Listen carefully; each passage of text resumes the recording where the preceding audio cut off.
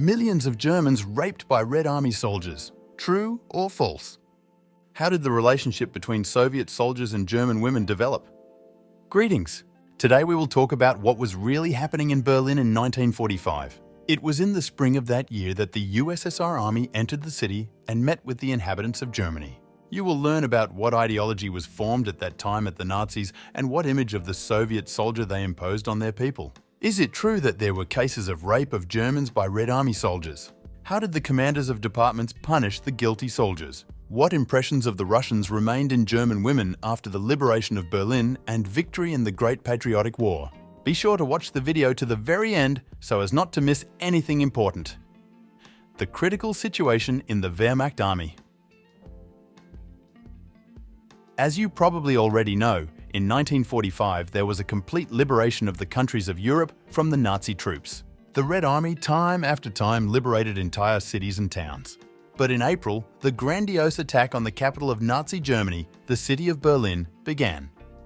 It's no secret that during this period, the Nazis were in a difficult and even desperate situation. Even Hitler himself realized that the victory of the USSR is close. The remnants of the Nazi army held back Berlin to the last. Meanwhile, there were still civilians in the city, and then the Germans decided to frighten the German inhabitants. Not for nothing in Germany has already formed a special ideology based on the image of the Soviet soldier. So, what the Nazis indoctrinated the defenseless population in the last year of the war? Here everything's very simple: cruelty, unscrupulousness, and ruthlessness of Red Army soldiers. The Nazis assured the inhabitants of Germany that the USSR army was sweeping away everything in its path.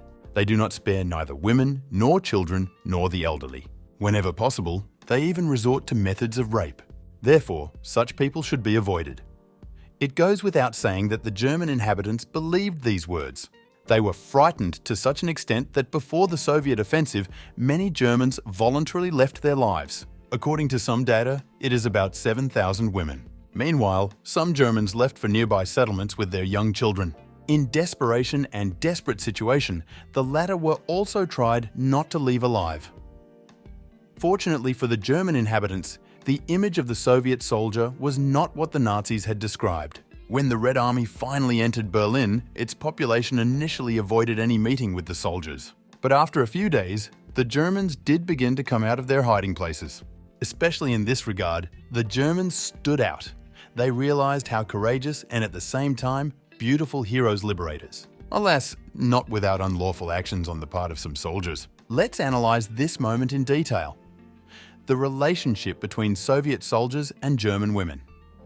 Did you know that illegal actions, including rape, were forbidden by order of Joseph Stalin himself? On the eve of the liberation operations, a single decree was enforced throughout Europe, according to which the Red Army soldiers were obliged to exclusively protect the civilian population. But that was not all. In the territory of the Soviet Union, moral standards have always come first. The Red Army fighters presented a valiant image and demonstrated courage, patriotism, and bravery by all their example. As for the liberation of Berlin, such qualities stood in the first place. But, as you have already guessed, there were also exceptions. Some of the Soviet soldiers still dared to take a desperate step. In case the command was distracted and could not keep track of every private, unscrupulous soldiers took it upon themselves.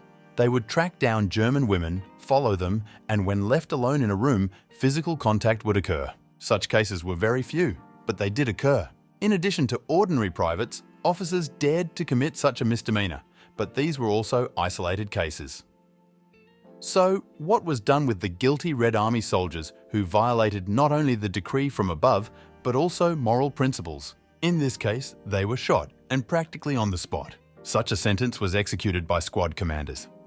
But in general, the relationship between Soviet soldiers and German women was favorable. German women and their families were helped during this difficult period. Soldiers of the Red Army could provide any help in the house and household.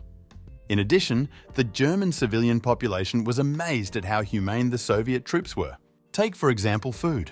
At that time, even the Nazi government could not supply food to civilians as it happened in the case of the Soviet army. The city was supplied with stew, bread, water supplies, etc. That's not all.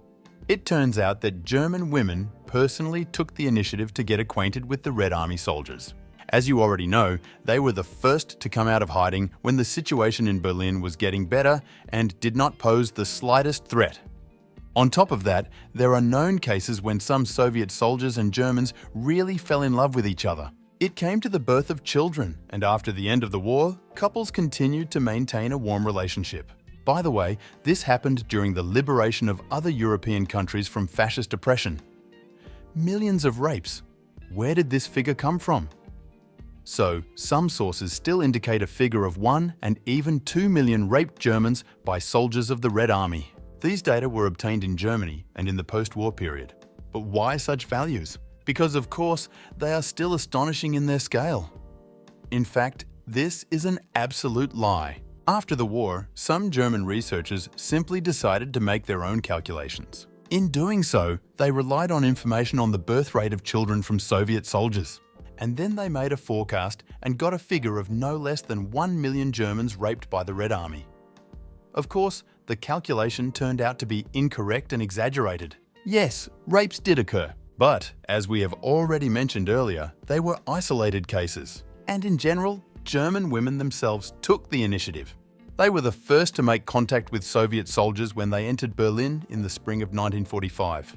This happened only because the civilian population really needed help. Some needed help with household chores, some needed food and medicines, etc., and others were in need of help. General impressions. Almost 80 years have passed since the liberation of Berlin and the victory in the Great Patriotic War.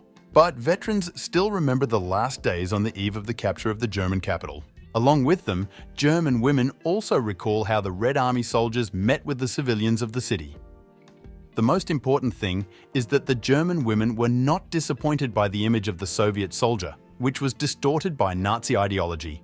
The Russians at that moment turned out to be kind, decent, and humane. All doubts and worst expectations went away in a flash when our current veterans helped the civilian population. At the same time, we should not forget about the warm relationship between representatives of two completely different peoples. At the moment, there are quite a lot of memories of German women about those days. They have no claims to the Soviet people, who in fact liberated all European cities from the Nazi invaders and put an end to the war with Nazi Germany.